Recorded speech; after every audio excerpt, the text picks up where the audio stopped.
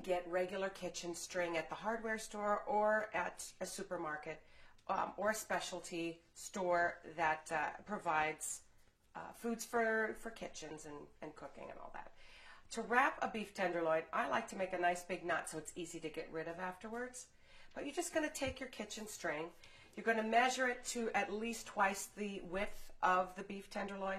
And you're just going to, at the very tip, run the string around it and adhere the loose flap part of the meat at the head of it and just give it a nice snug pull. There, that's wrapped. Simple and easy, no mystery.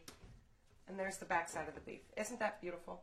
Now, I'm going to take some of this rub that we've made earlier. It's got the garlic and the herbs and the fresh rosemary, cracked salt and pepper.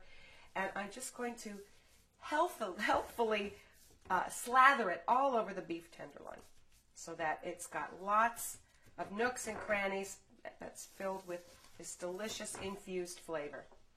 Now, when you make your marinade here, your rub, you may want to reserve some of it ahead of time because once you've touched the meat and this part of the dry rub, you cannot use it again. You have to throw it away unless you're cooking more meat because you're going to be cross-contaminating. And as we've learned in the past, that is very, very bad.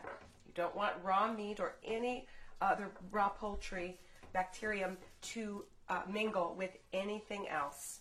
No one wants to get sick at a catered party. All right, our dry rub is going to sit on here for a few minutes while we go to the stove and we're going to preheat our oven griddle. So come on with me.